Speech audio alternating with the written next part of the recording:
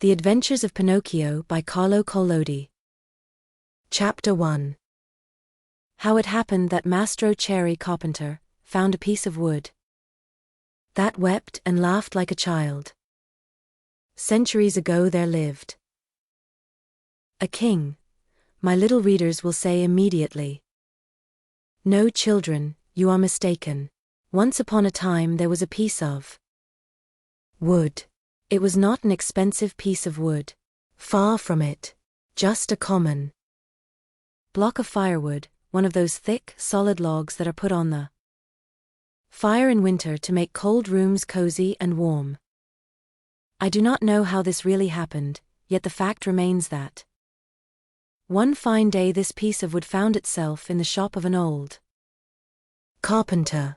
His real name was Mastro Antonio, but everyone called him Mastro Cherry, for the tip of his nose was so round and red and shiny that it looked like a ripe cherry. As soon as he saw that piece of wood, Mastro Cherry was filled with joy.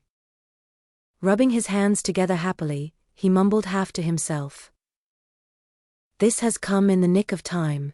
I shall use it to make the leg of a table." He grasped the hatchet quickly to peel off the bark and shape the wood. But as he was about to give it the first blow, he stood still with arm uplifted, for he had heard a wee, little voice say in a beseeching tone, "Please be careful. Do not hit me so hard." What a look of surprise shone on Mastro Cherry's face. His funny face became still funnier.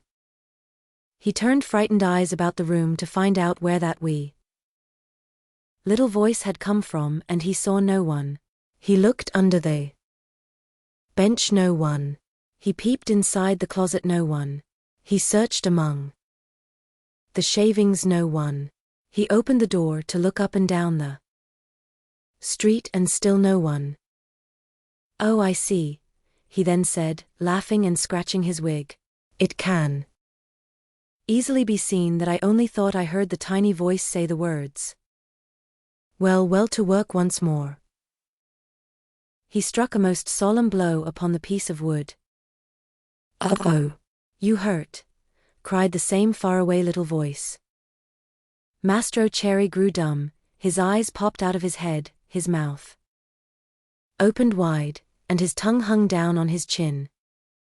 As soon as he regained the use of his senses, he said, trembling and stuttering from fright, "Where did that voice come from, when there is no one around? Might it be that this piece of wood has learned to weep and cry like a child? I can hardly believe it. Here it is, a piece of common firewood, good only to burn in the stove, the same as any other. Yet might someone be hidden in it? If so, the worse for him. I'll fix him." With these words, he grabbed the log with both hands and started to knock it about unmercifully. He threw it to the floor, against the walls of the room, and even up to the ceiling. He listened for the tiny voice to moan and cry. He waited 2 minutes, nothing. 5 minutes, nothing. 10 minutes, nothing. "Oh, I see," he said, trying bravely to laugh and ruffling up his wig with his hand. "It can easily be seen I only imagined I heard the tiny voice. Well, to work once more." The poor fellow was scared half to death, so he tried to sing a gay song. In order to gain courage, he set aside the hatchet and picked up the plane to make the wood smooth. And even but as he drew it to and fro, he heard the same tiny voice. This time it giggled as it spoke. "Stop it. Oh, stop it. Ha ha ha. You tickle my stomach." This time poor Mastro Cherry fell as if shot. When he opened his eyes, he found himself sitting on the floor. His face had changed, fright had turned even the tip of his nose from red to deepest purple. Chapter 2. Mastro Cherry gives the piece of wood to his friend Geppetto, who takes it to make himself a marionette that will dance, fence, and turn somersaults. In that very instant, a loud knock sounded on the door. "Come in," said the carpenter, not having an atom of strength left with which to stand up.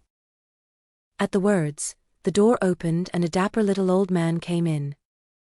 His name was Geppetto, but to the boys of the neighborhood he was Polendina, * on account of the wig he always wore, which was just the color of yellow corn. * Cornmeal mush. Geppetto had a very bad temper. Woe to the one who called him Polendina. He became as wild as a beast, and no one could soothe him. "Good day, Mastro Antonio," said Geppetto. "What are you doing on the floor?" "I am teaching the ants their ABCs. "Good luck to you." "What brought you here, friend Geppetto?" "My legs. And it may flatter you to know, Mastro Antonio, that I have come to you to beg for a favor." "Here I am at your service," answered the carpenter, raising himself on to his knees. "This morning a fine idea came to me." "Let's hear it." "I thought of making myself a beautiful wooden marionette. It must be wonderful, one that will be able to dance, fence, and turn somersaults. With it I intend to go around the world, to earn my crust of bread and cup of wine. What do you think of it?" "Bravo, Polendina," cried the same tiny voice which came from no one knew where.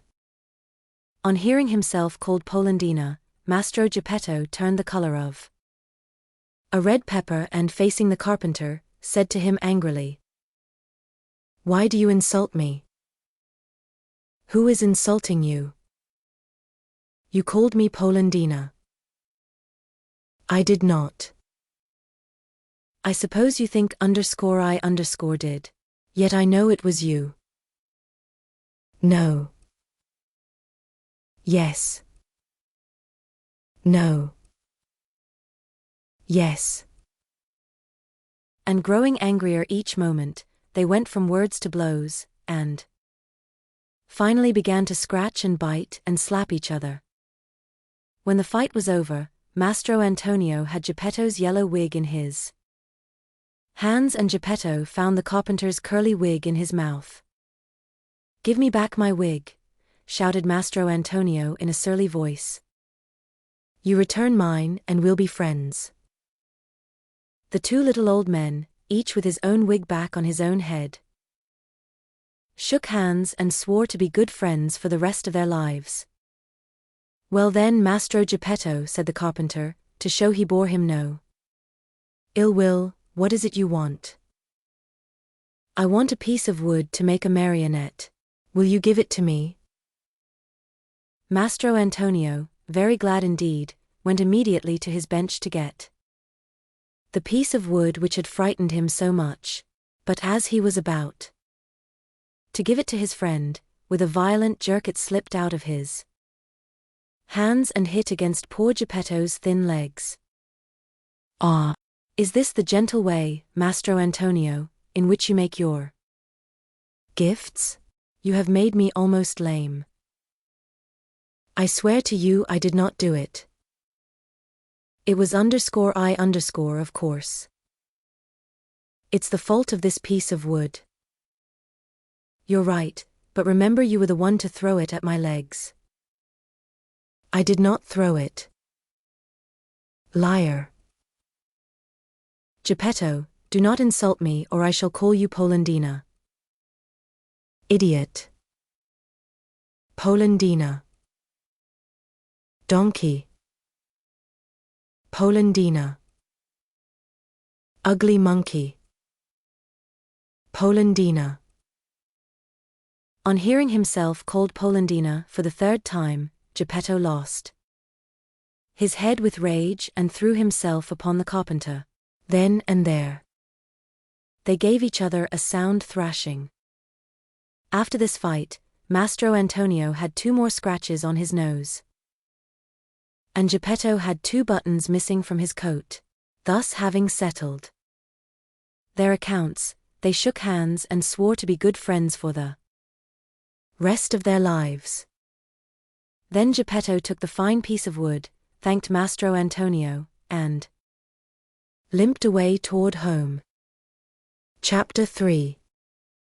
As soon as he gets home, Geppetto fashions the marionette and calls it Pinocchio, the first pranks of the marionette. Little as Geppetto's house was, it was neat and comfortable. It was a small room on the ground floor, with a tiny window under the stairway. The furniture could not have been much simpler: a very old chair, a rickety old bed, and a tumble-down table. A fireplace full of burning logs was painted on the wall opposite the door. Over the fire there was painted a pot full of something which kept boiling happily away and sending up clouds of what looked like real steam. As soon as he reached home, Geppetto took his tools and began to cut and shape the wood into a marionette. "What shall I call him?" he said to himself. "I think I'll call him Pinocchio. This name will make his fortune. I knew a whole family of Pinocchi once: Pinocchio the father, Pinocchia the mother, and Pinocchi the children, and they were all lucky. The richest of them begged for his living." After choosing the name for his marionette, Geppetto set seriously to work to make the hair, the forehead, the eyes. Fancy his surprise when he noticed that these eyes moved and then stared fixedly at him. Geppetto, seeing this, felt insulted and said in a grieved tone, "Ugly wooden eyes, why do you stare so?" There was no answer. After the eyes, Geppetto made the nose, which began to stretch as soon as finished. It stretched and stretched and stretched till it became so long, it seemed endless. Poor Geppetto kept cutting it and cutting it, but the more he cut, the longer grew that impertinent nose. In despair he let it alone. Next he made the mouth. No sooner was it finished than it began to laugh and poke fun at him. "Stop laughing," said Geppetto angrily, but he might as well have spoken to the wall. "Stop laughing, I say," he roared in a voice of thunder. The mouth stopped laughing, but it stuck out a long tongue. Not wishing to start an argument, Geppetto made believe he saw nothing and went on with his work. After the mouth, he made the chin, then the neck, the shoulders, the stomach, the arms, and the hands. As he was about to put the last touches on the fingertips, Geppetto felt his wig being pulled off. He glanced up, and what did he see? His yellow wig was in the marionette's hand. "Pinocchio, give me my wig." But instead of giving it back, Pinocchio put it on his own head, which was half swallowed up in it. At that unexpected trick, Geppetto became very sad and downcast, more so than he had ever been before. "Pinocchio, you wicked boy," he cried out. "You are not yet finished. And you start out by being impudent to your poor old father. Very bad. My son, very bad." And he wiped away a tear. The legs and feet still had to be made.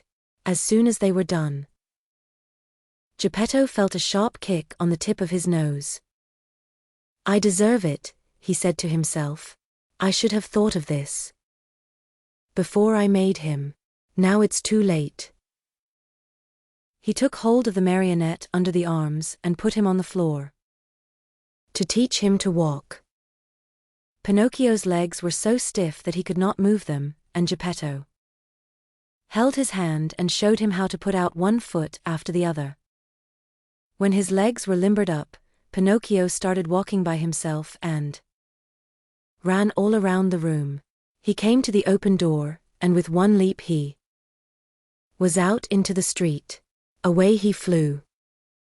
Poor Geppetto ran after him but was unable to catch him, for Pinocchio ran in leaps and bounds, his 2 wooden feet, as they beat on the stones of the street, making as much noise as 20 peasants in wooden shoes. Catch him! Catch him! Geppetto kept shouting. But the people in the street, seeing a wooden marionette running like the wind, stood still to stare and to laugh until they cried. At last, by sheer luck, a carabiner asterisk happened along, who, hearing all that noise, thought that it might be a runaway colt, and stood bravely in the middle of the street, with legs wide apart, firmly resolved to stop it and prevent any trouble. A military policeman. Pinocchio saw the carabiner from afar and tried his best to escape between the legs of the big fellow, but without success. The carabiner grabbed him by the nose. It was an extremely long one and seemed made on purpose for that very thing, and returned him to Mastro Geppetto. The little old man wanted to pull Pinocchio's ears. Think how he felt when, upon searching for them, he discovered that he had forgotten to make them. All he could do was to seize Pinocchio by the back of the neck and take him home. As he was doing so, he shook him 2 or 3 times and said to him angrily, "We're going home now. When we get home, then we'll settle this matter." Pinocchio, on hearing this, threw himself on the ground and refused to take another step. One person after another gathered around the 2. Some said one thing, some another. "Poor marionette," called out a man. "I am not surprised he doesn't want to go home. Geppetto, no doubt, will beat him unmercifully, he is so mean and cruel." "Geppetto looks like a good man," added another, "but with boys he's a real tyrant. If we leave that poor marionette in his hands he may tear him to pieces." They said so much that finally, the carabiner ended matters by setting Pinocchio at liberty and dragging Geppetto to prison. The poor old fellow did not know how to defend himself, but wept and wailed like a child and said between his sobs, "Ungrateful boy! To think I tried so hard to make you a well-behaved marionette. I deserve it, however. I should have given the matter more thought." What happened after this is an almost unbelievable story, but you may read it, dear children, in the chapters that follow. Chapter 4.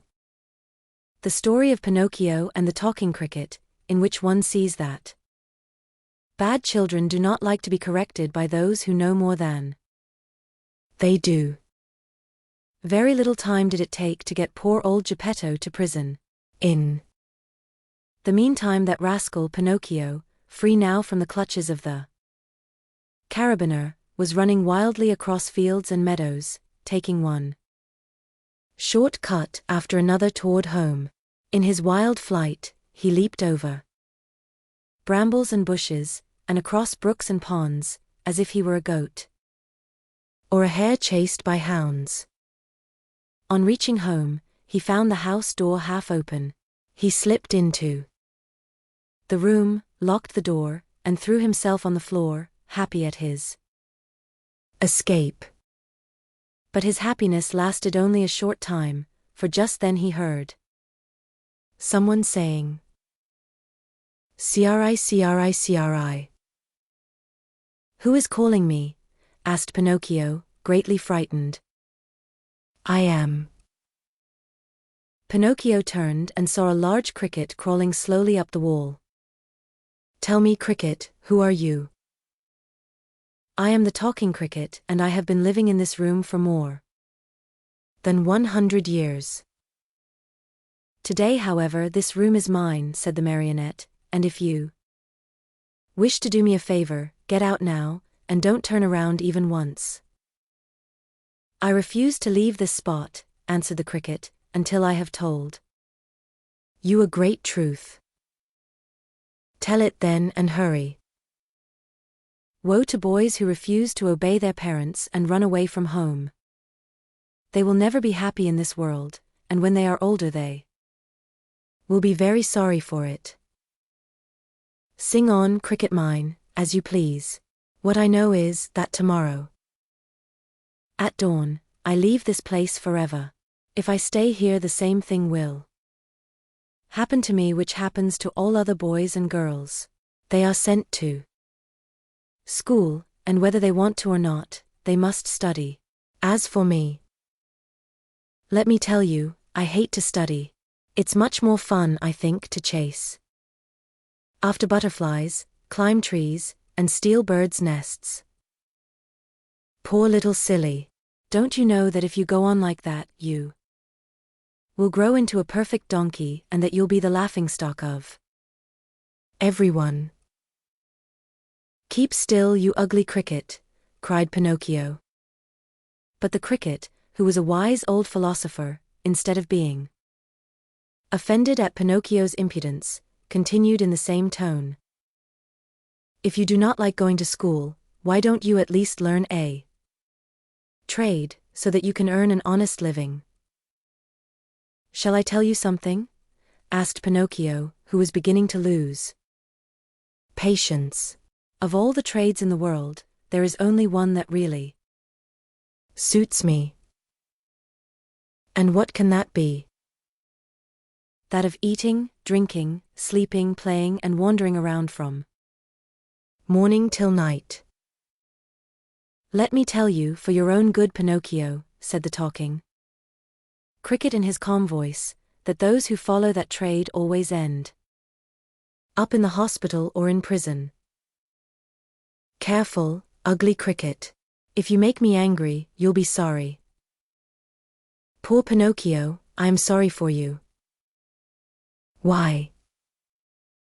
Because you are a marionette, and what is much worse, you have a wooden head.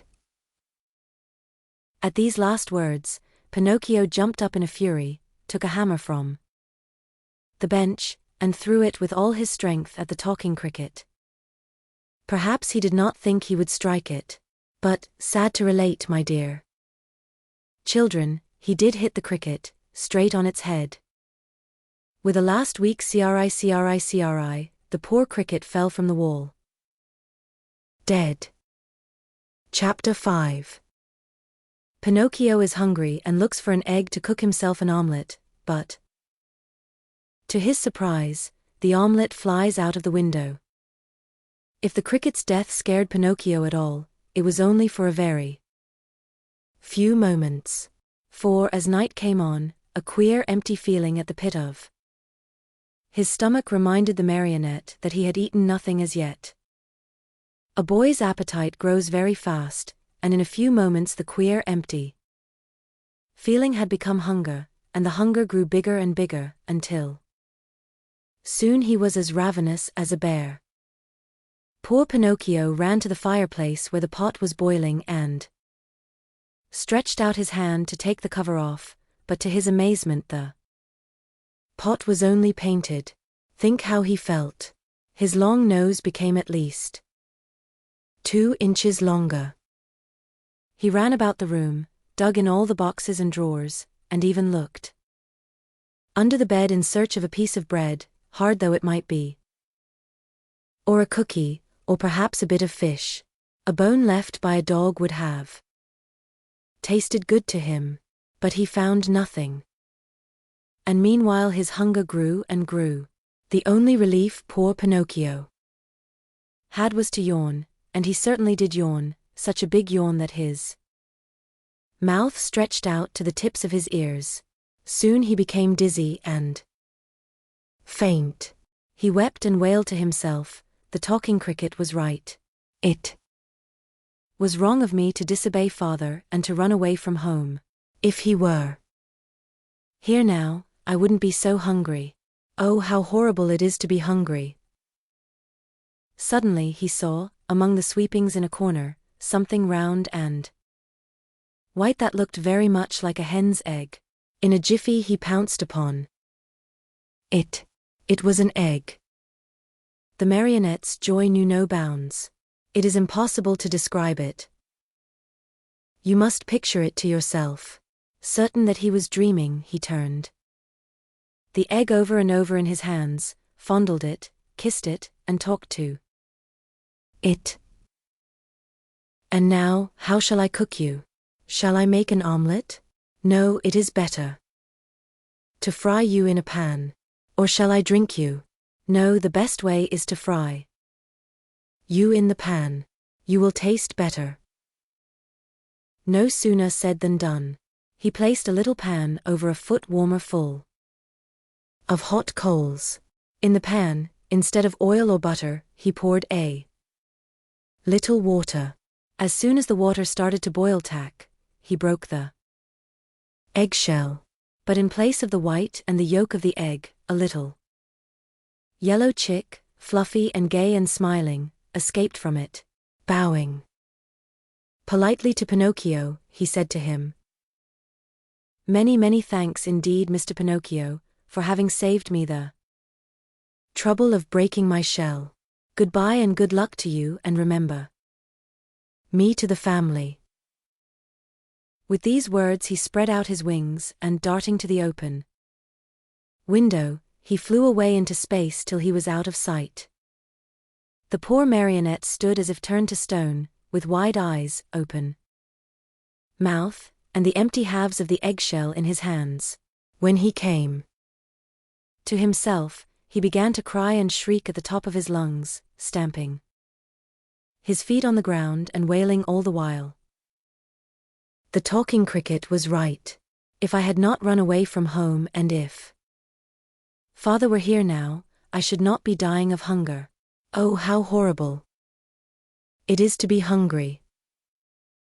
And as his stomach kept grumbling more than ever and he had nothing to quiet it with, he thought of going out for a walk to the nearby village, in the hope of finding some charitable person who might give him a bit of bread.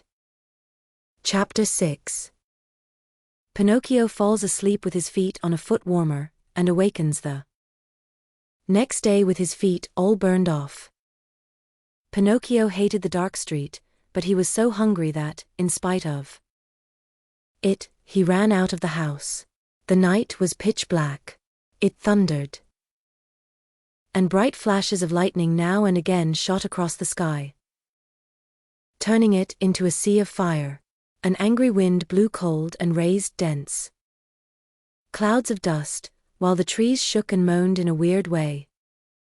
Pinocchio was greatly afraid of thunder and lightning, but the hunger he felt was far greater than his fear. In a dozen leaps and bounds he came to the village, tired out, puffing like a whale, and with tongue hanging. The whole village was dark and deserted.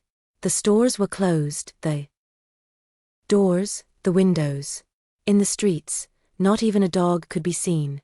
It seemed the village of the dead. Pinocchio, in desperation, ran up to a doorway, threw himself upon the bell and pulled it wildly, saying to himself, "Someone will surely answer that." He was right. An old man in a nightcap opened the window and looked out. He called down angrily, "What do you want at this hour of night? Will you be good enough to give me a bit of bread? I am hungry." "Wait a minute and I'll come right back," answered the old fellow, thinking he had to deal with one of those boys who love to roam around at night ringing people's bells while they are peacefully asleep. After a minute or two, the same voice cried, "Get under the window and hold out your hat." Pinocchio had no hat, but he managed to get under the window just in time to feel a shower of ice-cold water pour down on his poor wooden head, his shoulders, and over his whole body. He returned home as wet as a rag, and tired out from weariness and hunger. As he no longer had any strength left with which to stand, he sat down on a little stool and put his 2 feet on the stove to dry them. There he fell asleep, and while he slept, his wooden feet began to burn. Slowly, very slowly, they blackened and turned to ashes. Pinocchio snored away happily as if his feet were not his own. At dawn, he opened his eyes just as a loud knocking sounded at the door. "Who is it?" he called, yawning and rubbing his eyes. "It is I," answered a voice. It was the voice of Geppetto. Chapter 7. Geppetto returns home and gives his own breakfast to the marionette. The poor marionette, who was still half asleep, had not yet found out that his 2 feet were burned and gone. As soon as he heard his father's voice, he jumped up from his seat to open the door, but as he did so, he staggered and fell headlong to the floor. In falling, he made as much noise as a sack of wood falling from the 5th story of a house. "Open the door for me," Geppetto shouted from the street. "Father, dear father, I can't," answered the marionette in despair, crying and rolling on the floor. "Why can't you?" "Because someone has eaten my feet." "And who has eaten them?" "The cat," answered Pinocchio, seeing that little animal busily playing with some shavings in the corner of the room. "Open, I say," repeated Geppetto, "or I'll give you a sound whipping when I get in." "Father, believe me, I can't stand up. Oh dear, I shall have to walk on my knees all my life." Geppetto, thinking that all these tears and cries were only other pranks of the marionette, climbed up the side of the house and went in through the window. At first he was very angry, but on seeing Pinocchio stretched out on the floor and really without feet, he felt very sad and sorrowful. Picking him up from the floor, he fondled and caressed him, talking to him while the tears ran down his cheeks. "My little Pinocchio, my dear little Pinocchio, how did you burn your feet?" "I don't know, father, but believe me, the night has been a terrible one. And I shall remember it as long as I live. The thunder was so noisy and the lightning so bright, and I was hungry. And then the talking cricket said to me, 'You deserve it, you were bad,' and I said to him, 'Careful, Cricket,' and he said to me, 'You are a marionette and you have a wooden head,' and I threw the hammer at him and killed him. It was his own fault, for I didn't want to kill him, and I put the pan on the coals. But the chick flew away and said, 'I'll see you again. Remember me to the family.' And my hunger grew, and I went out, and the old man with a nightcap looked out of the window and threw water on me, and I came home and put my feet on the stove to dry them because I was still hungry. And I fell asleep, and now my feet are gone, but my hunger isn't. Oh, oh, oh." And poor Pinocchio began to scream and cry so loudly that he could be heard for miles around. Geppetto, who had understood nothing of all that jumbled talk except that the marionette was hungry, felt sorry for him, and pulling 3 pears out of his pocket, offered them to him, saying, "These 3 pears were for my breakfast, but I give them to you gladly. Eat them and stop weeping. If you want me to eat them, please peel them for me." "Peel them?" asked Geppetto, very much surprised. "I should never have thought, dear boy of mine, that you were so dainty and fussy about your food. Bad, very bad. In this world, even as children, we must accustom ourselves to eat of everything, for we never know what life may hold in store for us." "You may be right," answered Pinocchio, "but I will not eat the pears if they are not peeled. I don't like them."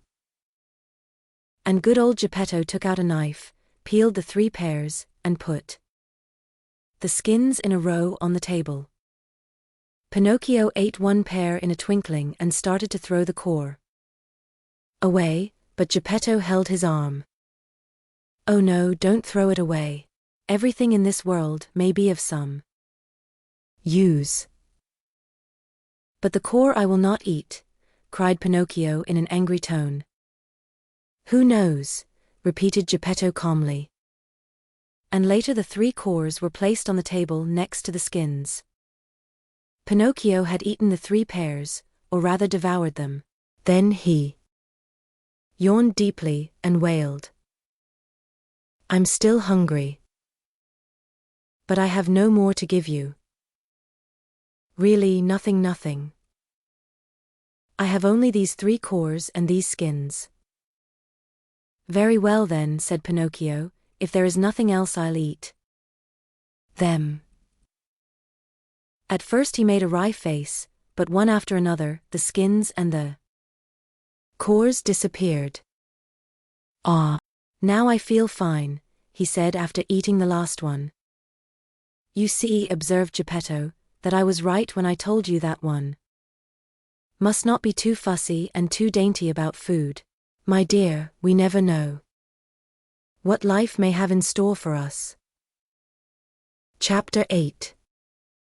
Geppetto makes Pinocchio a new pair of feet, and sells his coat to buy him an ABC book. The marionette, as soon as his hunger was appeased, started to grumble and cry that he wanted a new pair of feet. But Mastro Geppetto, in order to punish him for his mischief, let him alone the whole morning. After dinner he said to him, "Why should I make your feet over again? To see you run away from home once more." "I promise you," answered the marionette, sobbing, "that from now on I'll be good." "Boys always promise that when they want something," said Geppetto. "I promise to go to school every day to study and to succeed. Boys always sing that song when they want their own will. But I am not like other boys. I am better than all of them, and I always tell the truth. I promise you, father, that I'll learn a trade, and I'll be the comfort and staff of your old age." Geppetto, though trying to look very stern, felt his eyes fill with tears and his heart soften when he saw Pinocchio so unhappy. He said no more, but taking his tools and 2 pieces of wood, he set to work diligently. In less than an hour the feet were finished, 2 slender, nimble little feet, strong and quick, modeled as if by an artist's hands. "Close your eyes and sleep," Geppetto then said to the marionette. Pinocchio closed his eyes and pretended to be asleep, while Geppetto stuck on the 2 feet with a bit of glue melted in an eggshell, doing his work so well that the joint could hardly be seen. As soon as the marionette felt his new feet, he gave 1 leap from the table and started to skip and jump around, as if he had lost his head from very joy. "To show you how grateful I am to you, father, I'll go to school now. But to go to school I need a suit of clothes." Geppetto did not have a penny in his pocket, so he made his son a little suit of flowered paper, a pair of shoes from the bark of a tree, and a tiny cap from a bit of dough. Pinocchio ran to look at himself in a bowl of water, and he felt so happy that he said proudly, "Now I look like a gentleman." "Truly," answered Geppetto, "but remember that fine clothes do not make the man unless they be neat and clean." "Very true," answered Pinocchio, "but in order to go to school I still need something very important." "What is it?" "An ABC book." "To be sure. But how shall we get it?" "That's easy. We'll go to a bookstore and buy it." "And the money?" "I have none." "Neither have I," said the old man sadly. Pinocchio, although a happy boy always, became sad and downcast at these words. When poverty shows itself, even mischievous boys understand what it means. "What does it matter after all?" cried Geppetto all at once as he jumped up from his chair. Putting on his old coat, full of darns and patches, he ran out of the house without another word. After a while he returned. In his hands he had the ABC book for his son, but the old coat was gone. The poor fellow was in his shirt sleeves. And the day was cold. "Where's your coat, father?" "I have sold it." "Why did you sell your coat?" "It was too warm." Pinocchio understood the answer in a twinkling, and, unable to restrain his tears, he jumped on his father's neck and kissed him over and over. Chapter 9. Pinocchio sells his ABC book to pay his way into the marionette theater. See Pinocchio hurrying off to school with his new ABC book under his arm. As he walked along, his brain was busy planning hundreds of wonderful things, building hundreds of castles in the air.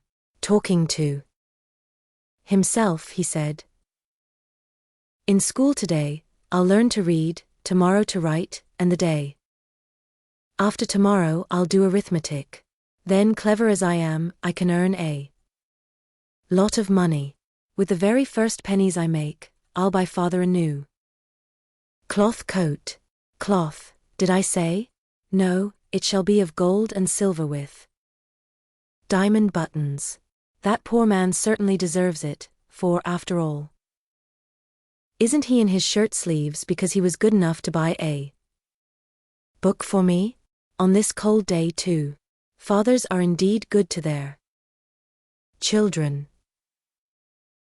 As he talked to himself, he thought he heard sounds of pipes and drums coming from a distance. Pi pi pi pi pi pi. Zoom, zoom, zoom, zoom. He stopped to listen. Those sounds came from a little street that led to a small village along the shore. What can that noise be? What a nuisance that I have to go to school otherwise. There he stopped, very much puzzled. He felt he had to make up his mind for either one thing or another. Should he go to school, or should he follow the pipes? Today I'll follow the pipes, and tomorrow I'll go to school. There's always plenty of time to go to school, decided the little rascal at last, shrugging his shoulders. No sooner said than done. He started down the street, going like the wind. On he ran, and louder grew the sounds of pipe and drum. Pi pi pi. Pi pi pi pi pi pi. Zoom zoom zoom zoom. Suddenly, he found himself in a large square, full of people standing in front of a little wooden building painted in brilliant colors. "What is that house?" Pinocchio asked a little boy near him. "Read the sign and you'll know." "I'd like to read, but somehow I can't today." "Oh really? Then I'll read it to you." "No, then that written in letters of fire I see the words, Great Marionette Theater." "When did the show start?" "It is starting now." "And how much does one pay to get in?" 4 pennies. Pinocchio, who was wild with curiosity to know what was going on inside, lost all his pride and said to the boy shamelessly, "Will you give me 4 pennies until tomorrow?" "I'd give them to you gladly," answered the other, poking fun at him. "But just now I can't give them to you. For the price of 4 pennies, I'll sell you my coat." "If it rains, what shall I do with a coat of flowered paper?" "I could not." "Take it off again." "Do you want to buy my shoes?" "They are only good enough to light a fire with." What about my hat? Fine bargain, indeed. A cap of dough. The mice might come and eat it. From my head. Pinocchio was almost in tears. He was just about to make one last offer. But he lacked the courage to do so. He hesitated, he wondered he could not make up his mind. At last he said, "Will you give me 4 pennies for the book?" "I am a boy and I buy nothing from boys," said the little fellow with far more common sense than the marionette. "I'll give you 4 pennies for your ABC book," said a ragpicker who stood by. Then and there, the book changed hands. And to think that poor old Geppetto sat at home in his shirt sleeves, shivering with cold, having sold his coat to buy that little book for his son. Chapter 10. The marionettes recognize their brother Pinocchio, and greet him with loud cheers, but the director, Fire Eater, happens along and poor Pinocchio almost loses his life. Quick as a flash, Pinocchio disappeared into the marionette theater. And then something happened which almost caused a riot. The curtain was up and the performance had started. Harlequin and Pulcinella were reciting on the stage and, as usual, they were threatening each other with sticks and blows. The theater was full of people, enjoying the spectacle and laughing till they cried at the antics of the 2 marionettes. The play continued for a few minutes, and then suddenly, without any warning, Harlequin stopped talking. Turning toward the audience, he pointed to the rear of the orchestra, yelling wildly at the same time. "Look, look! Am I asleep or awake? Or do I really see Pinocchio there?" "Yes, yes. It is Pinocchio," screamed Pulcinella. "It is. It is," shrieked Signora Rosara, peeking in from the side of the stage. "It is Pinocchio. It is Pinocchio," yelled all the marionettes, pouring out of the wings. "It is Pinocchio. It is our brother Pinocchio. Hurrah for Pinocchio!" "Pinocchio, come up to me," shouted Harlequin. "Come to the arms of your wooden brothers." At such a loving invitation, Pinocchio, with one leap from the back of the orchestra, found himself in the front rows. With another leap, he was on the orchestra leader's head. With a third, he landed on the stage. It is impossible to describe the shrieks of joy, the warm embraces, the knocks, and the friendly greetings with which that strange company of dramatic actors and actresses received Pinocchio. It was a heart-rending spectacle, but the audience, seeing that the play had stopped, became angry and began to yell, the play, we want the play." The yelling was of no use, for the marionettes, instead of going on with their act, made twice as much racket as before, and lifting up Pinocchio on their shoulders, carried him around the stage in triumph. At that very moment, the director came out of his room. He had such a fearful appearance that one look at him would fill you with horror. His beard was as black as pitch, and so long that it reached from his chin down to his feet. His mouth was as wide as an oven, his teeth like yellow fangs, and his eyes, 2 glowing red coals. In his huge, hairy hands, a long whip, made of green snakes and black cats' tails twisted together, swished through the air in a dangerous way.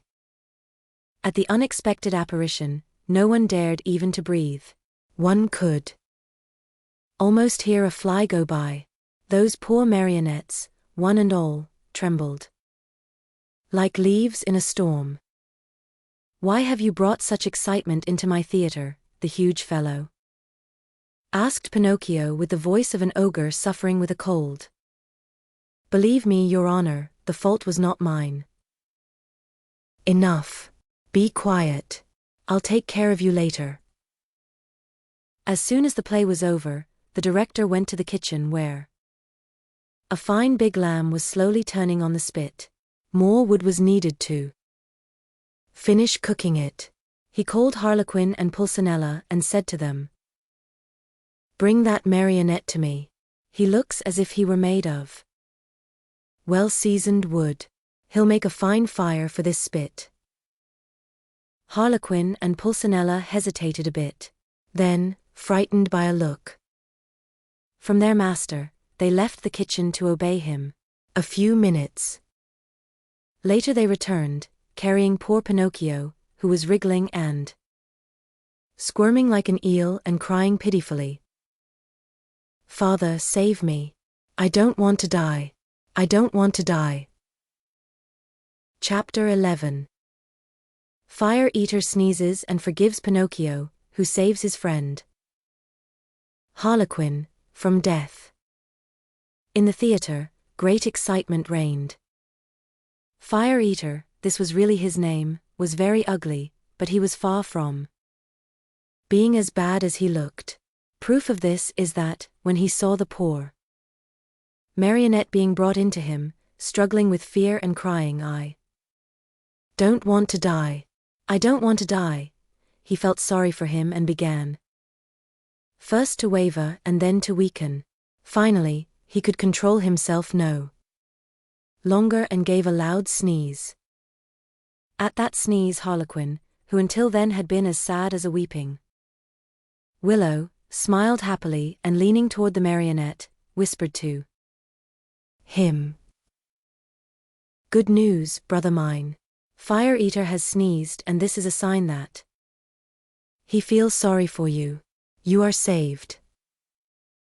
For be it known, that while other people, when sad and sorrowful, weep and wipe their eyes, Fire Eater, on the other hand, had the strange habit of sneezing each time he felt unhappy. The way was just as good as any other to show the kindness of his heart.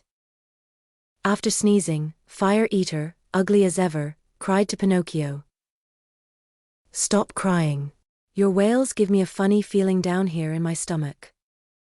And each-y, 2 loud sneezes finished his speech. "God bless you," said Pinocchio. "Thanks. Are your father and mother still living?" demanded Fire Eater. "My father, yes. My mother I have never known." "Your poor father would suffer terribly if I were to use you as firewood. Poor old man. I feel sorry for him." Each-y, 3 more sneezes sounded, louder than ever. "God bless you," said Pinocchio. "Thanks. However, I ought to be sorry for myself too, just now. My good dinner is spoiled. I have no more wood for the fire, and the lamb is only half cooked. Never mind. In your place I'll burn some other marionette. Hey there, officers." At the call, 2 wooden officers appeared, long and thin as a yard of rope, with queer hats on their heads and swords in their hands. Fire Eater yelled at them in a hoarse voice, "Take Harlequin, tie him, and throw him on the fire. I want my lamb well done." Think how poor Harlequin felt. He was so scared that his legs doubled up under him and he fell to the floor. Pinocchio, at that heartbreaking sight, threw himself at the feet of Fire Eater and, weeping bitterly, asked in a pitiful voice which could scarcely be heard, "Have pity, I beg of you, signore." "There are no signori here." "Have pity, kind sir." "There are no sirs here." "Have pity, your excellency." On hearing himself addressed as Your Excellency, the director of the Marionette Theatre sat up very straight in his chair, stroked his long beard, and becoming suddenly kind and compassionate, smiled proudly as he said to Pinocchio, "Well, what do you want from me now, Marionette?" "I beg for mercy for my poor friend Harlequin, who has never done the least harm in his life." "There is no mercy here, Pinocchio. I have spared you. Harlequin must burn in your place. I am hungry and my dinner must be cooked." "In that case," said Pinocchio proudly, as he stood up and flung away his cap of dough, "in that case, my duty is clear. Come, officers. Tie me up and throw me on those flames. No, it is not fair for poor Harlequin, the best friend that I have in the world, to die in my place." These brave words, said in a piercing voice, made all the other marionettes cry. Even the officers, who were made of wood also, cried like two babies. Fire Eater at first remained hard and cold as a piece of ice, but then, little by little, he softened and began to sneeze.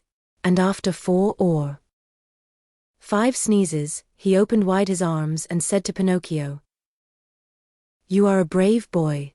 Come to my arms and kiss me."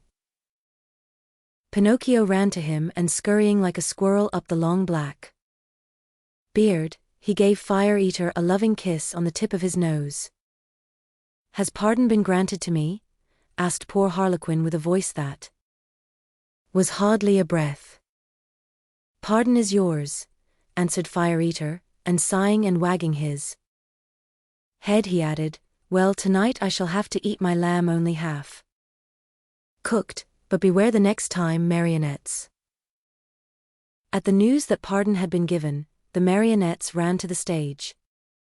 And turning on all the lights, they danced and sang till dawn. Chapter 12. Fire Eater gives Pinocchio 5 gold pieces for his father Geppetto. But the marionette meets a fox and a cat and follows them. The next day Fire Eater called Pinocchio aside and asked him, "What is your father's name?" "Geppetto." "And what is his trade?" "He's a wood carver." "Does he earn much?" "He earns so much that he never has a penny in his pockets. Just think that, in order to buy me an ABC book for school, he had to sell the only coat he owned, a coat so full of darns and patches that it was a pity. Poor fellow. I feel sorry for him.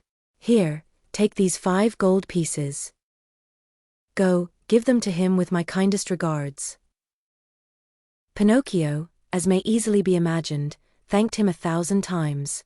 He kissed each marionette in turn, even the officers, and beside himself, with joy, set out on his homeward journey. He had gone barely half a mile when he met a lame fox and a blind cat, walking together like 2 good friends. The lame fox leaned on the cat, and the blind cat let the fox lead him along. "Good morning, Pinocchio," said the fox, greeting him courteously. "How do you know my name?" asked the marionette. "I know your father well." "Where have you seen him?" "I saw him yesterday standing at the door of his house." "And what was he doing?" "He was in his shirt sleeves, trembling with cold." "Poor father. But after today, God willing, he will suffer no longer." "Why?" "Because I have become a rich man." "You a rich man?" said the fox, and he began to laugh out loud. The cat was laughing also, but tried to hide it by stroking his long whiskers. "There is nothing to laugh at," cried Pinocchio angrily. "I am very sorry to make your mouth water, but these, as you know, are 5 new gold pieces." And he pulled out the gold pieces which Fire Eater had given him. At the cheerful tinkle of the gold, the fox unconsciously held out his paw that was supposed to be lame, and the cat opened wide his 2 eyes till they looked like live coals, but he closed them again so quickly that Pinocchio did not notice. "And may I ask," inquired the fox, "what you are going to do with all that money?" "First of all," answered the marionette, "I want to buy a fine new coat for my father, a coat of gold and silver with diamond buttons. After that, I'll buy an ABC book for myself." "For yourself?" "For myself. I want to go to school and study hard." "Look at me," said the fox. "For the silly reason of wanting to study, I have lost a paw." "Look at me," said the cat. "For the same foolish reason, I have lost the sight of both eyes." At that moment, a blackbird, perched on the fence along the road, called out sharp and clear, "Pinocchio, do not listen to bad advice. If you do, you'll be sorry." Poor little blackbird! If he had only kept his words to himself. In the twinkling of an eyelid, the cat leaped on him, and ate him, feathers and all. After eating the bird, he cleaned his whiskers, closed his eyes, and became blind once more. "Poor blackbird," said Pinocchio to the cat. "Why did you kill him?" "I killed him to teach him a lesson. He talks too much. Next time he will keep his words to himself." By this time the three companions had walked a long distance. Suddenly, the fox stopped in his tracks and, turning to the marionette, said to him, "Do you want to double your gold pieces?" "What do you mean?" "Do you want 100, 1,000, 2,000 gold pieces for your miserable 5? "Yes, but how?"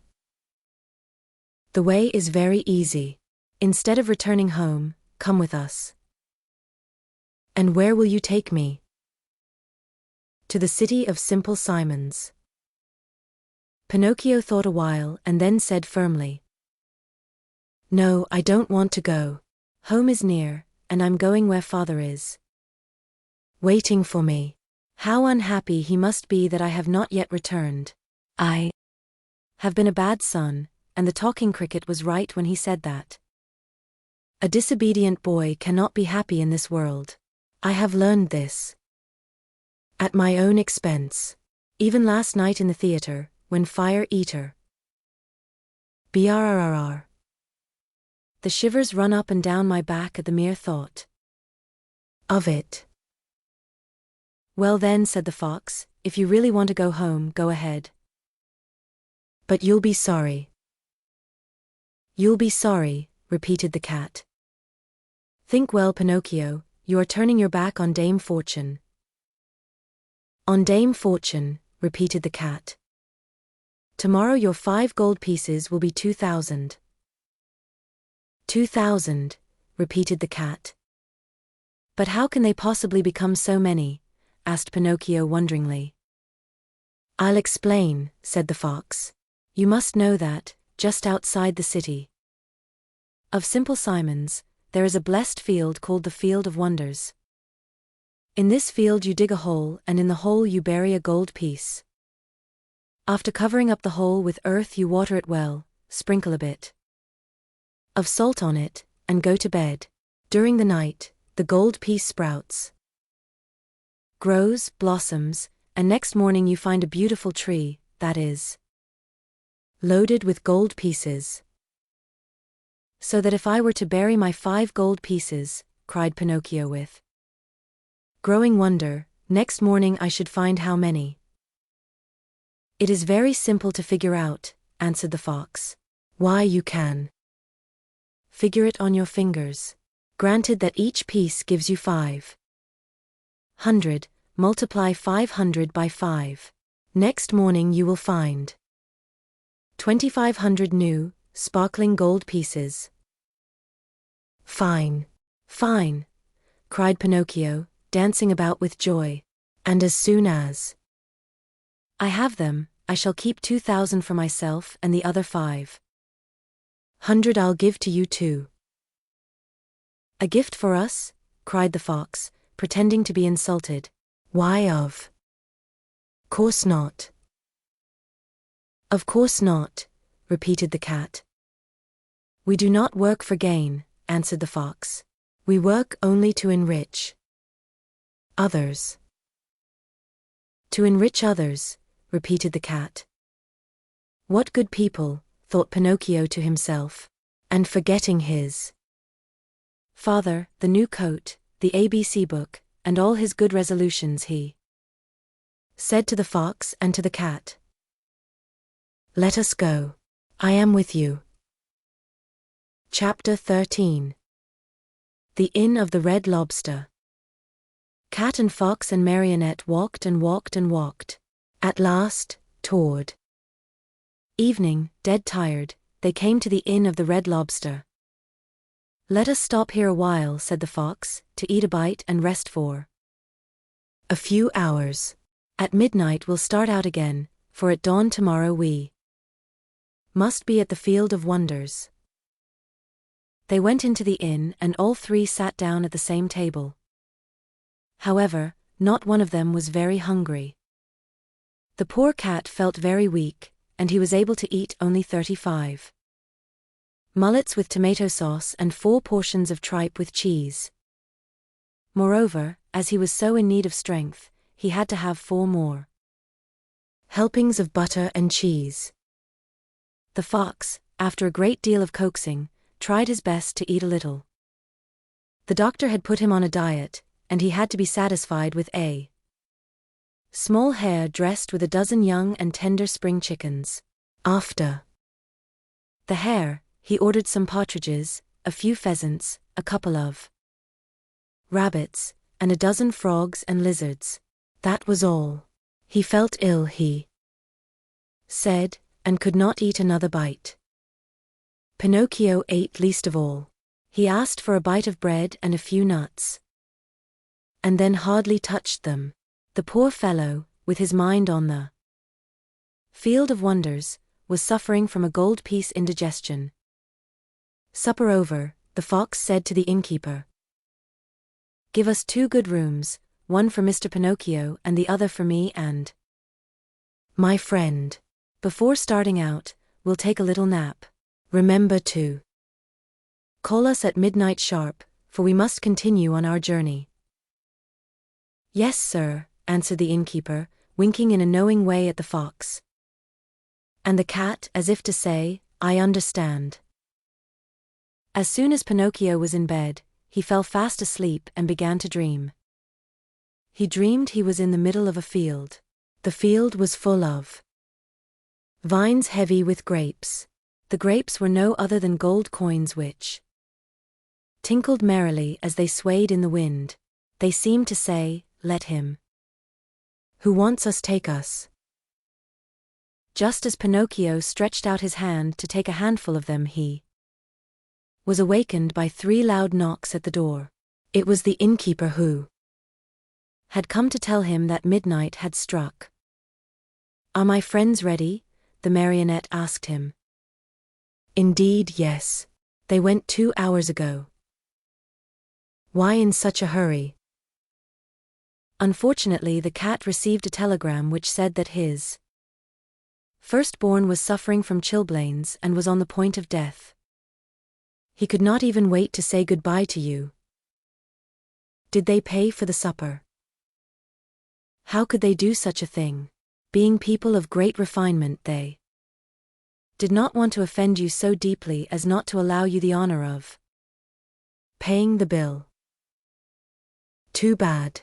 That offense would have been more than pleasing to me," said Pinocchio, scratching his head.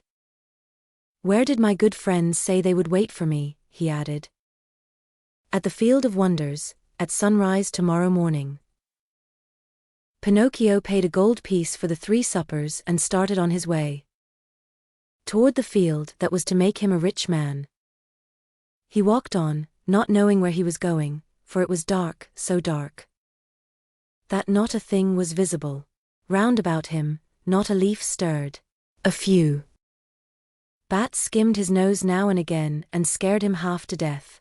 Once or twice he shouted, "Who goes there?" and the faraway hills echoed back to him, "Who goes there? Who goes there? Who goes?"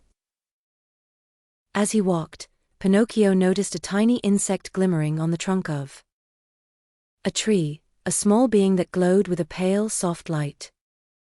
"Who are you?" he asked. "I am the ghost of the talking cricket," answered the little being in a faint voice that sounded as if it came from a faraway world. "What do you want?" asked the marionette. "I want to give you a few words of good advice. Return home and give the 4 gold pieces you have left to your poor old father who is weeping, because he has not seen you for many a day. Tomorrow my father will be a rich man, for these 4 gold pieces will become 2,000. Don't listen to those who promise you wealth overnight, my boy. As a rule they are either fools or swindlers. Listen to me and go home." "But I want to go on. The hour is late. I want to go on. The night is very dark. I want to go on. The road is dangerous. I want to go on." Remember that boys who insist on having their own way, sooner or later, come to grief. The same nonsense.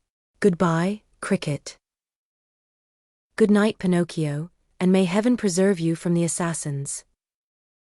There was silence for a minute, and the light of the talking cricket disappeared suddenly, just as if someone had snuffed it out. Once again, the road was plunged in darkness. Chapter 14. Pinocchio, not having listened to the good advice of the talking cricket, falls into the hands of the assassins. "Dear, oh dear. When I come to think of it," said the marionette to himself, as he once more set out on his journey, "we boys are really very unlucky. Everybody scolds us, everybody gives us advice, everybody warns us. If we were to allow it, everyone would try to be father and mother to us, everyone, even the talking cricket. Take me, for example. Just because I would not listen to that bothersome cricket, who knows how many misfortunes may be awaiting me. Assassins indeed. At least I have never believed in them, nor ever will. To speak sensibly, I think assassins have been invented by fathers and mothers to frighten children who want to run away at night. And then, even if I were to meet them on the road, what matter? I'll just run up to them and say, 'Well, Signori, what do you want? Remember that you can't fool with me. Run along and mind your business.' At such a speech, I can almost see those poor fellows running like the wind. But in case they don't run away, I can always run myself." Pinocchio was not given time to argue any longer, for he thought he heard a slight rustle among the leaves behind him. He turned to look, and behold, there in the darkness stood 2 big black shadows, wrapped from head to foot in black sacks. The 2 figures leaped toward him as softly as if they were ghosts. "Here they come," Pinocchio said to himself, and not knowing where to hide the gold pieces, he stuck all 4 of them under his tongue. He tried to run away, but hardly had he taken a step, when he felt his arms grasped and heard 2 horrible deep voices say to him, "Your money or your life." On account of the gold pieces in his mouth, Pinocchio could not say a word, so he tried with head and hands and body to show, as best he could, that he was only a poor marionette without a penny in his pocket. "Come, come, less nonsense and out with your money," cried the 2 thieves in threatening voices. Once more Pinocchio's head and hands said, I haven't a penny." "Out with that money or you're a dead man," said the taller of the two. "Assassins." "Dead man," repeated the other. "And after having killed you, we will kill your father also." "Your father also?" "No, no, no, not my father," cried Pinocchio, wild with terror, but as he screamed, the gold pieces tinkled together in his mouth. "Ah, you rascal. So that's the game. You have the money hidden under your tongue. Out with it." But Pinocchio was as stubborn as ever. "Are you deaf? Wait, young man, we'll get it from you in a twinkling." One of them grabbed the marionette by the nose and the other by the chin, and they pulled him unmercifully from side to side in order to make him open his mouth. All was of no use. The marionette's lips might have been nailed together. They would not open. In desperation, the smaller of the two assassins pulled out a long knife from his pocket and tried to pry Pinocchio's mouth open with it. Quick as a flash, the marionette sank his teeth deep into the assassin's hand, bit it off and spat it out. Fancy his surprise when he saw that it was not a hand, but a cat's paw. Encouraged by this first victory, he freed himself from the claws of his assailers and, leaping over the bushes along the road, ran swiftly across the fields. His pursuers were after him at once, like two dogs chasing a hare. After running 7 miles or so, Pinocchio was well nigh exhausted. Seeing himself lost, he climbed up a giant pine tree and sat there to see what he could see. The assassins tried to climb also, but they slipped and fell. Far from giving up the chase, this only spurred them on. They gathered a bundle of wood, piled it up at the foot of the pine, and set fire to it. In a twinkling the tree began to sputter and burn like a candle blown by the wind. Pinocchio saw the flames climb higher and higher. Not wishing to end his days as a roasted marionette, he jumped quickly to the ground. And off he went, the assassins close to him, as before. Dawn was breaking when, without any warning whatsoever, Pinocchio found his path barred by a deep pool full of water the color of muddy coffee. What was there to do? With a 1, 2, 3, he jumped clear across it. The assassins jumped also, but not having measured their distance. Well, splash! They fell right into the middle of the pool. Pinocchio, who heard the splash and felt it, too, cried out, laughing but never stopping in his race. "A pleasant bath to you, signori." He thought they must surely be drowned and turned his head to see. But there were the two somber figures still following him, though their black sacks were drenched and dripping with water. Chapter 15. The assassins chase Pinocchio, catch him, and hang him to the branch of a giant oak tree. As he ran, the marionette felt more and more certain that he would have to give himself up into the hands of his pursuers. Suddenly he saw a little cottage gleaming white as the snow among the trees of the forest. "If I have enough breath left with which to reach that little house, I may be saved," he said to himself. Not waiting another moment, he darted swiftly through the woods, the assassins still after him. After a hard race of almost an hour, tired and out of breath, Pinocchio finally reached the door of the cottage and knocked. No one answered. He knocked again, harder than before, for behind him he heard the steps and the labored breathing of his persecutors. The same silence followed. As knocking was of no use, Pinocchio, in despair, began to kick and bang against the door, as if he wanted to break it. At the noise, a window opened and a lovely maiden looked out. She had azure hair and a face white as wax. Her eyes were closed and her hands crossed on her breast. With a voice so weak that it hardly could be heard, she whispered, "No one lives in this house. Everyone is dead." "Won't you at least open the door for me?" cried Pinocchio in a beseeching voice. "I also am dead." "Dead? What are you doing at the window, then?" "I am waiting for the coffin to take me away." After these words, the little girl disappeared and the window closed. Without a sound.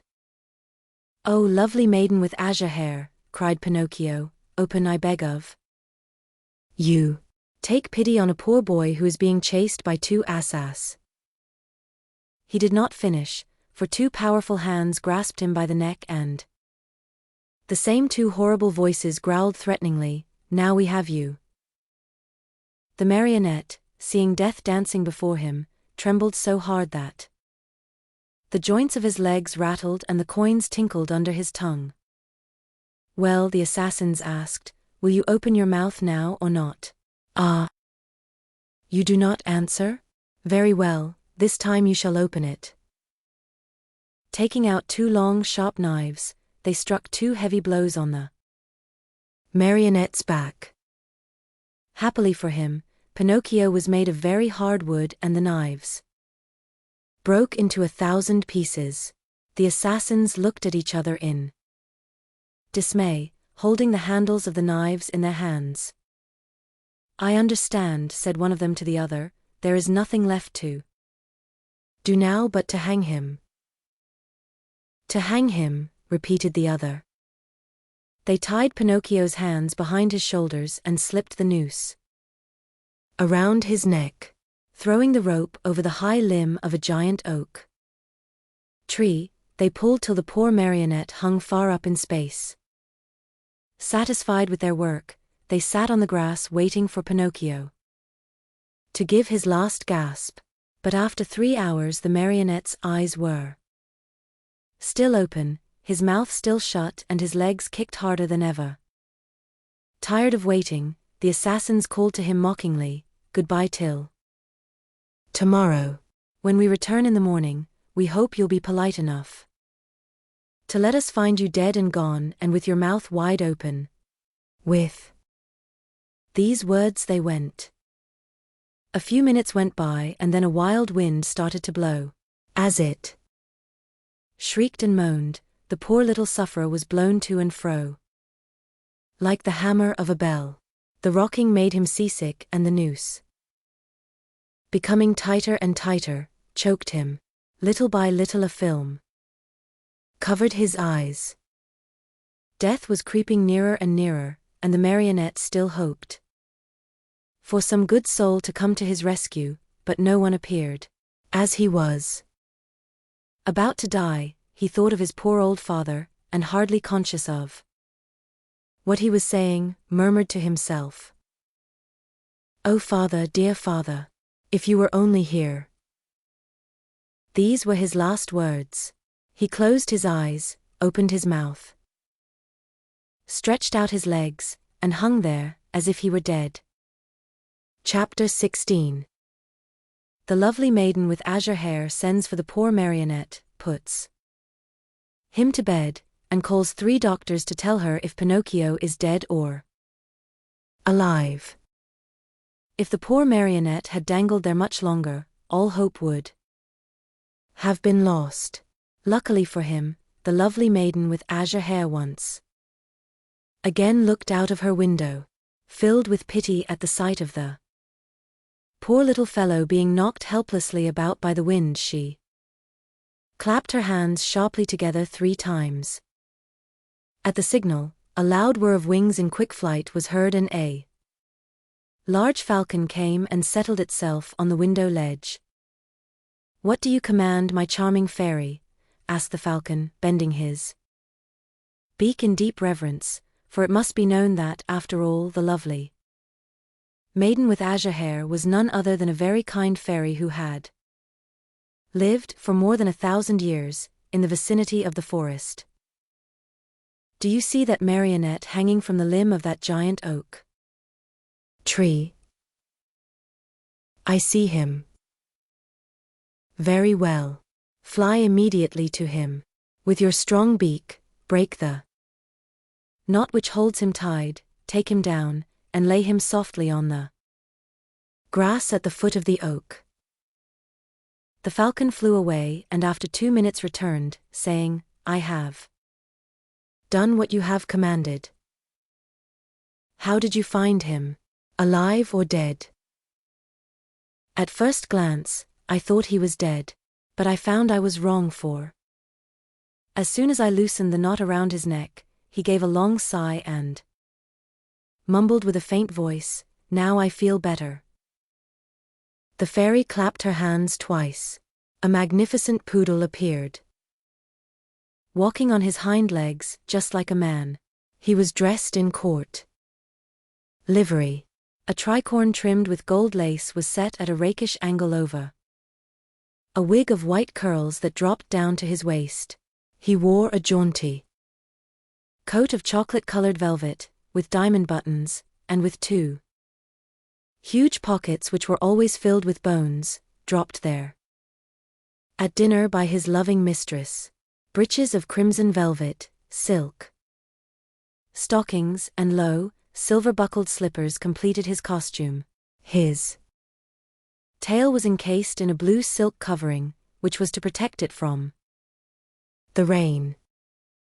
Come, Medoro, said the fairy to him. Get my best coach ready and set out toward the forest. On reaching the oak tree, you will find a poor half-dead marionette stretched out on the grass. Lift him up tenderly.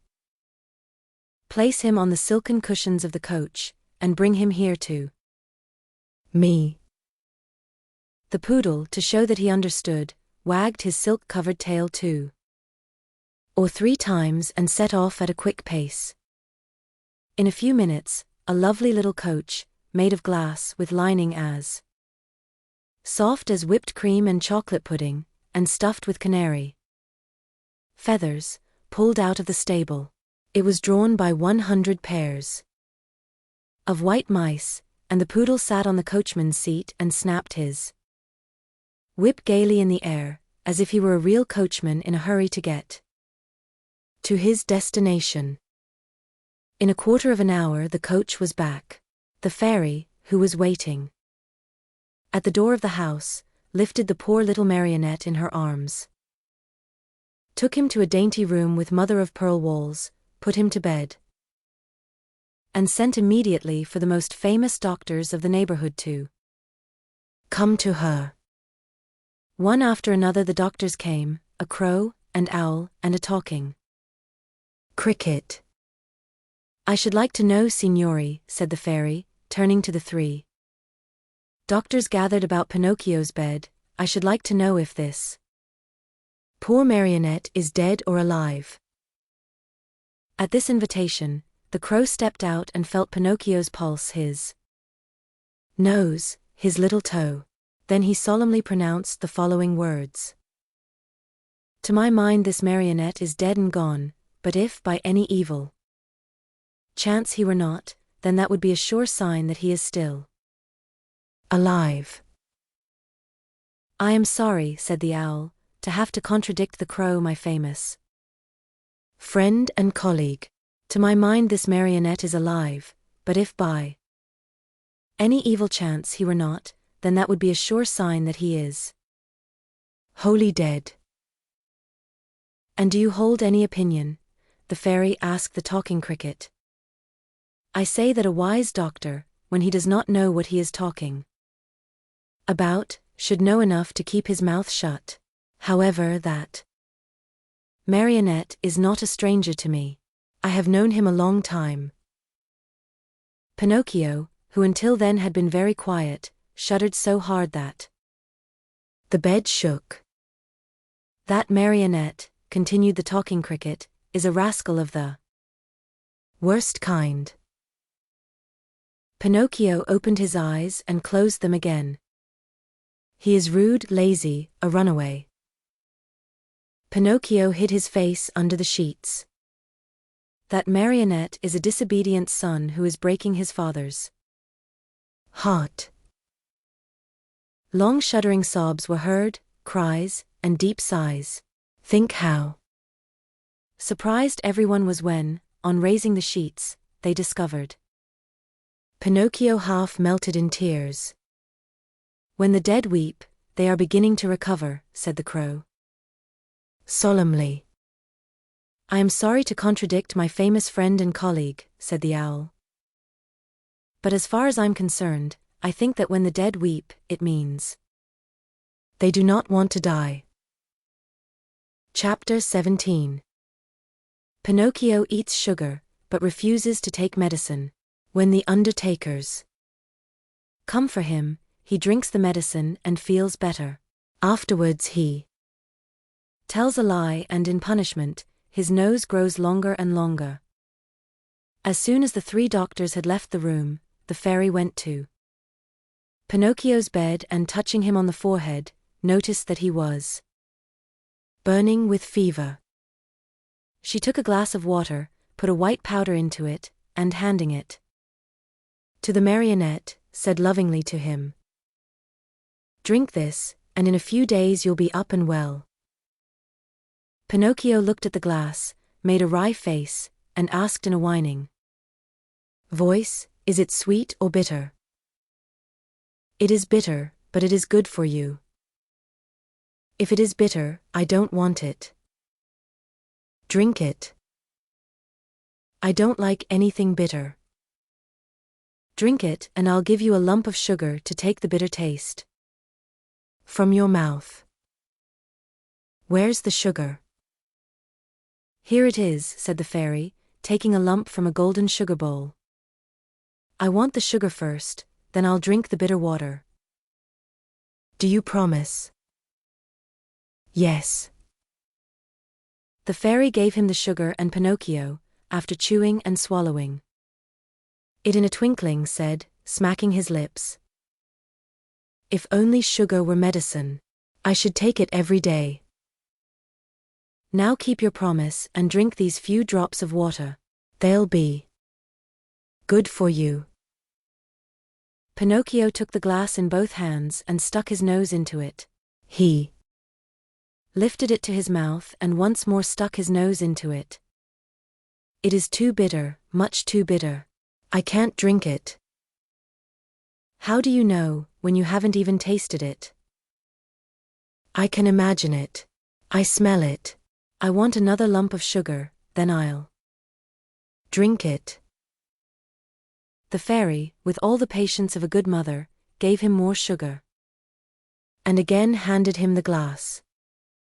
I can't drink it like that, the marionette said, making more wry faces. Why? Because that feather pillow on my feet bothers me. The fairy took away the pillow. It's no use. I can't drink it even now. What's the matter now? I don't like the way that door looks. It's half open. The fairy closed the door. I won't drink it, cried Pinocchio, bursting out crying. I won't drink this awful water. I won't. I won't. No, no, no, no.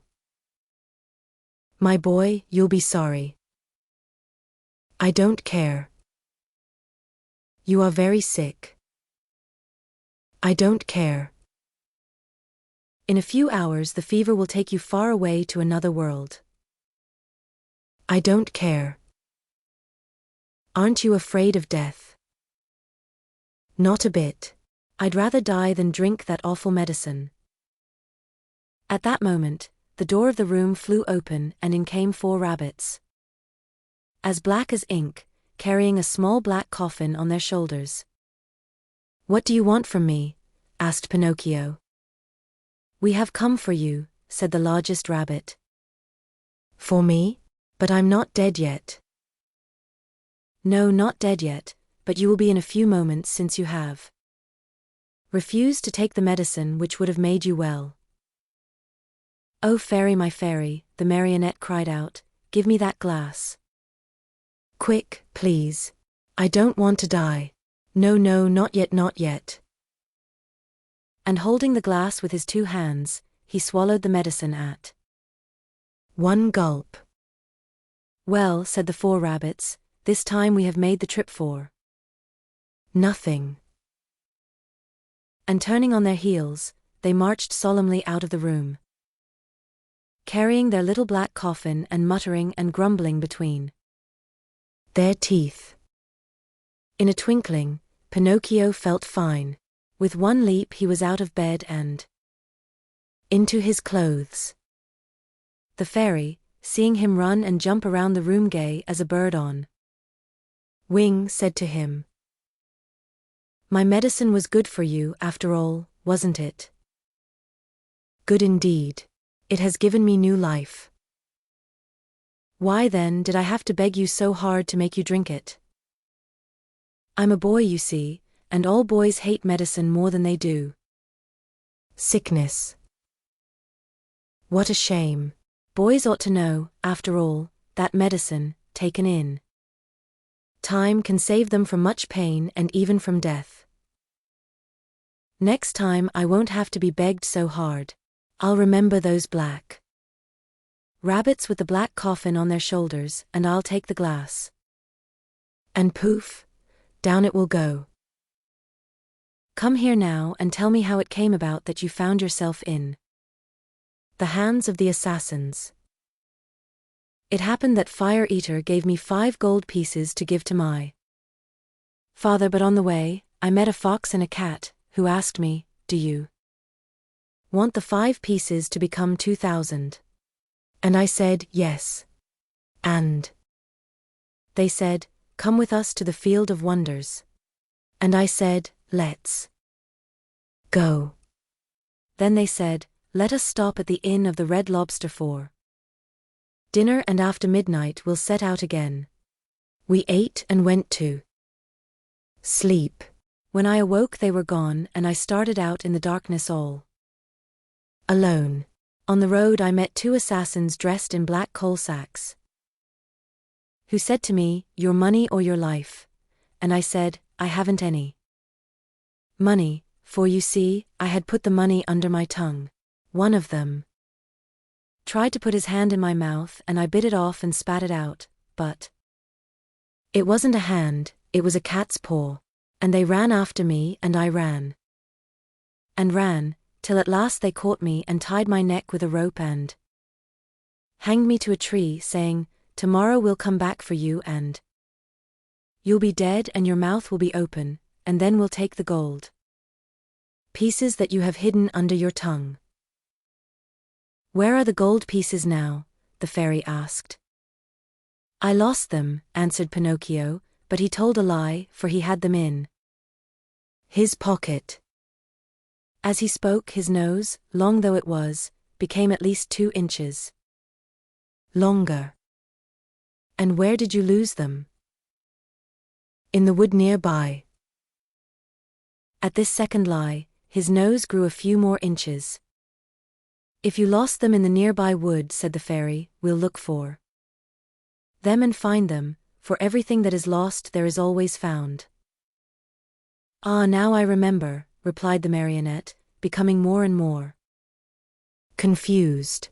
"I did not lose the gold pieces, but I swallowed them when I drank the medicine."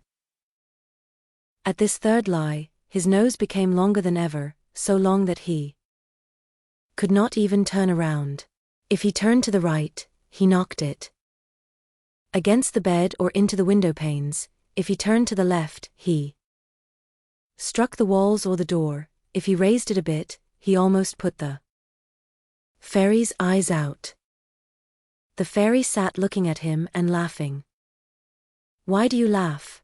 the marionette asked her, worried now at the sight of his growing nose. "I am laughing at your lies." "How do you know I am lying?" "Lies, my boy, are known in a moment. There are 2 kinds of lies, lies with short legs and lies with long noses. Yours, just now, happen to have long noses." Pinocchio, not knowing where to hide his shame, tried to escape from the room, but his nose had become so long that he could not get it out of the door. Chapter 18. Pinocchio finds the fox and the cat again, and goes with them to sow the gold pieces in the field of wonders. Crying as if his heart would break, the marionette mourned for hours over the length of his nose. No matter how he tried, it would not go through the door. The fairy showed no pity toward him, as she was trying to teach him a good lesson, so that he would stop telling lies, the worst habit any boy may acquire.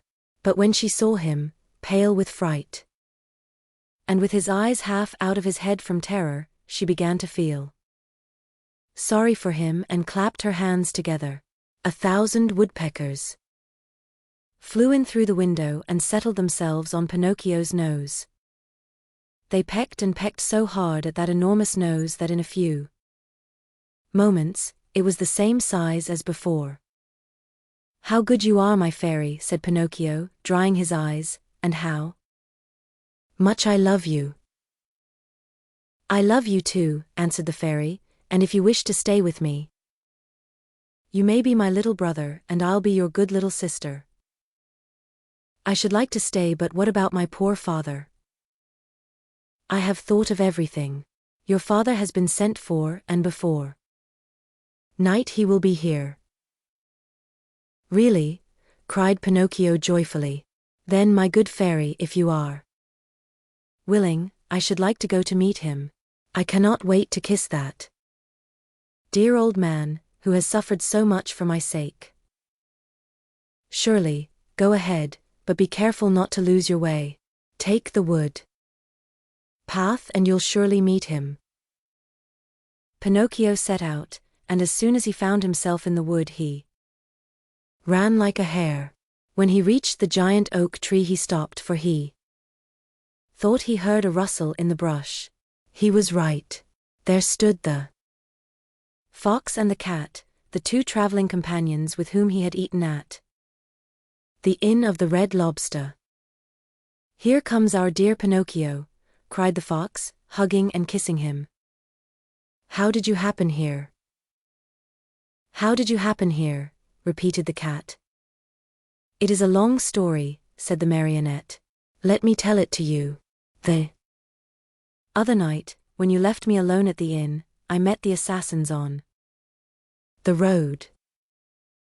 "The assassins? Oh, my poor friend. And what did they want?" "They wanted my gold pieces." "Rascals," said the fox. "The worst sort of rascals," added the cat. "But I began to run," continued the marionette, "and they after me, until they overtook me and hanged me to the limb of that oak."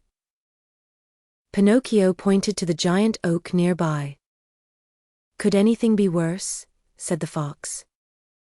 "What an awful world to live in. Where shall we find a safe place for gentlemen like ourselves?"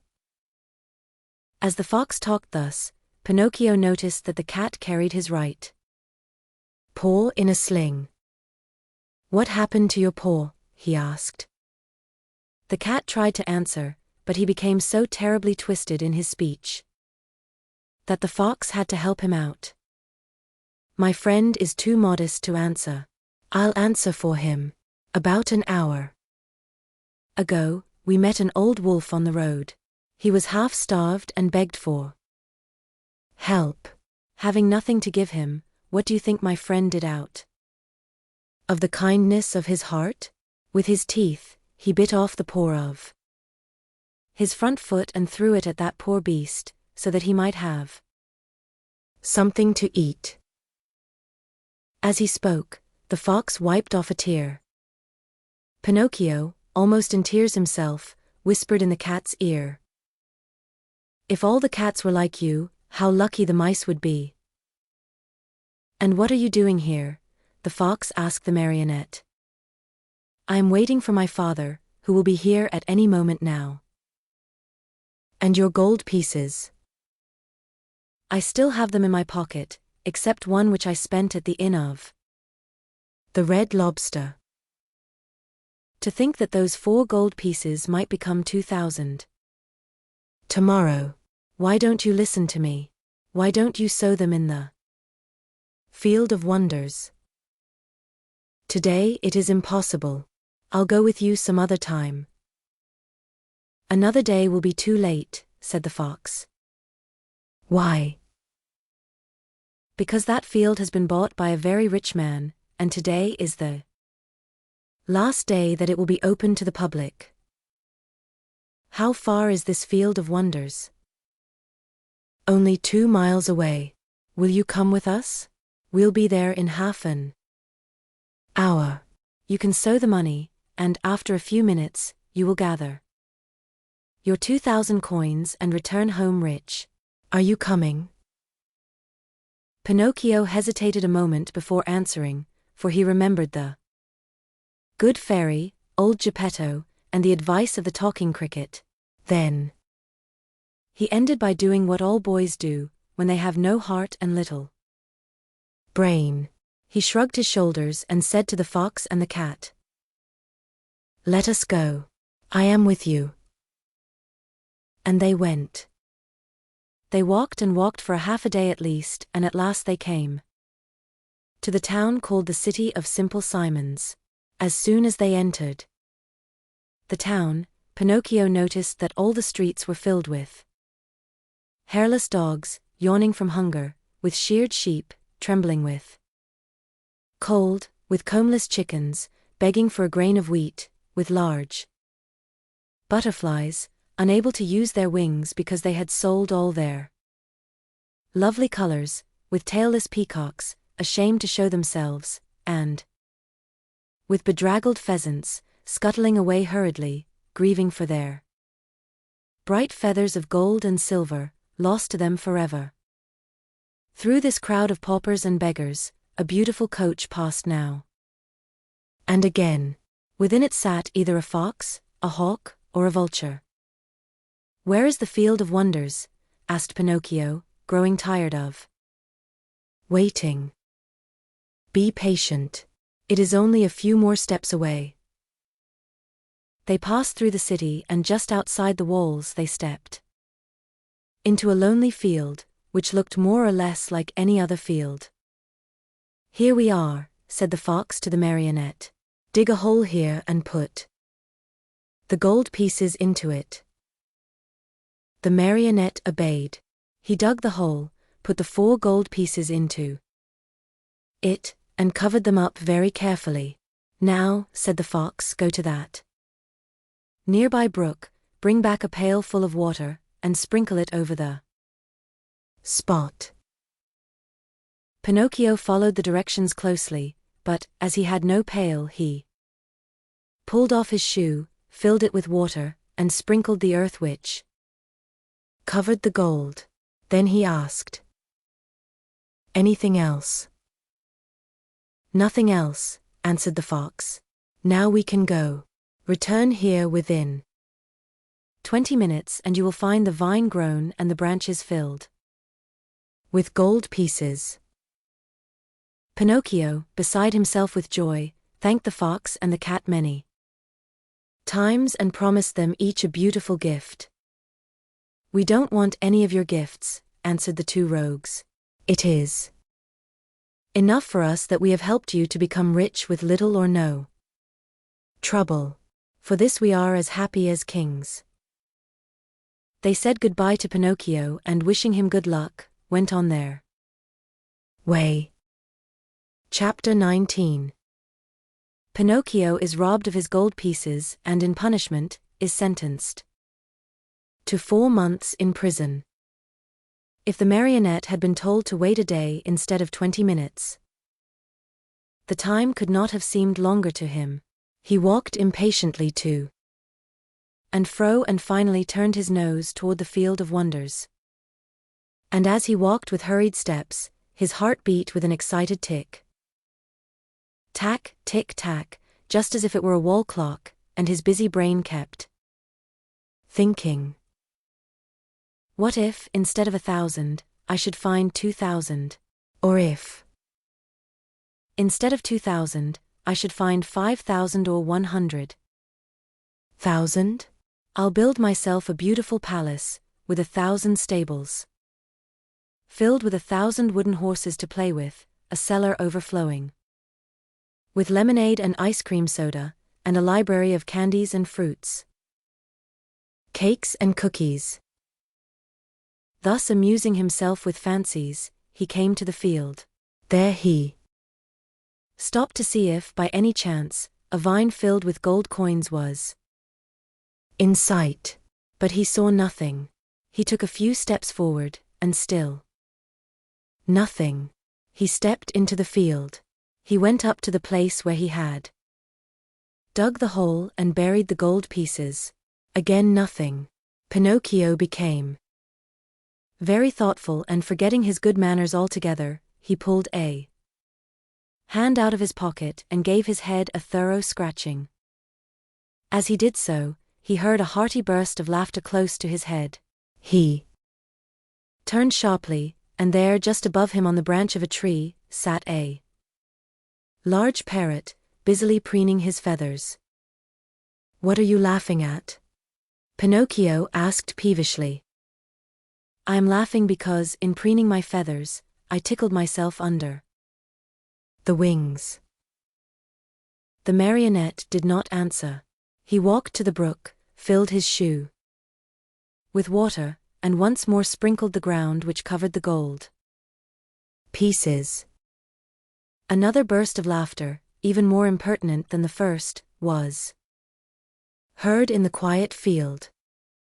"Well," cried the marionette, angrily this time, "may I know, Mr. Parrot, what amuses you so?"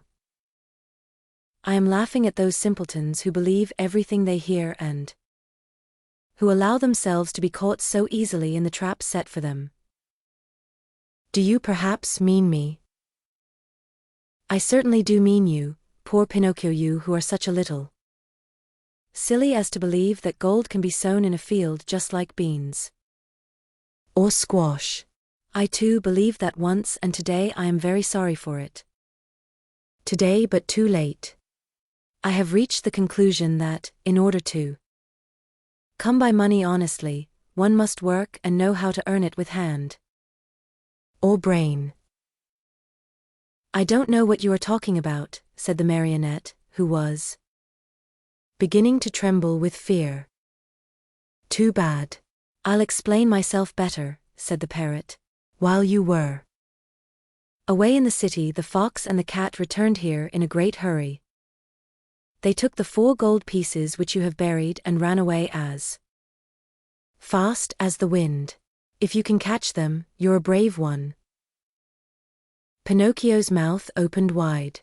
He would not believe the parrot's words, and began to dig away furiously at the earth. He dug and he dug till the hole was as big as himself, but no money was there.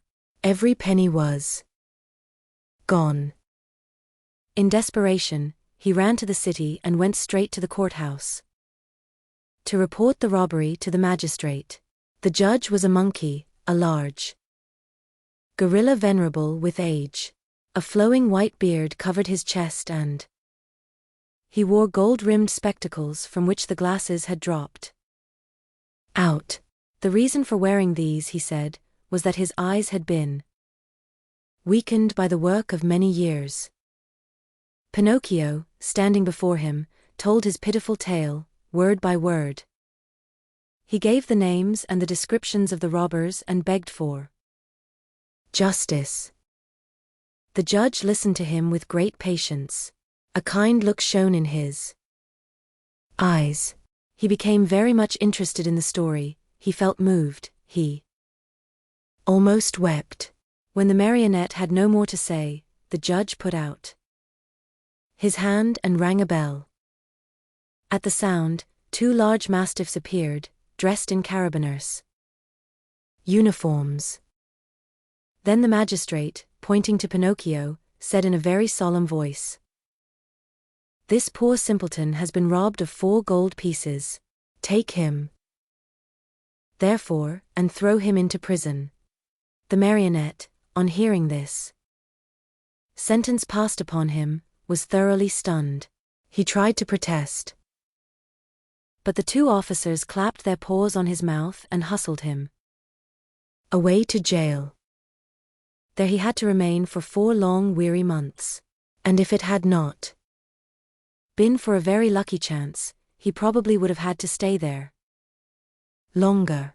For, my dear children, you must know that it happened just then that the young emperor who ruled over the city of Simple Simons had gained a great victory over his enemy, and in celebration thereof he had ordered illuminations, fireworks, shows of all kinds, and best of all, the opening of all prison doors. "If the others go, I go too," said Pinocchio to the jailer. "Not you," answered the jailer. "You are one of those." "I beg your pardon," interrupted Pinocchio, "I too am a thief." "In that case you also are free," said the jailer, taking off his cap.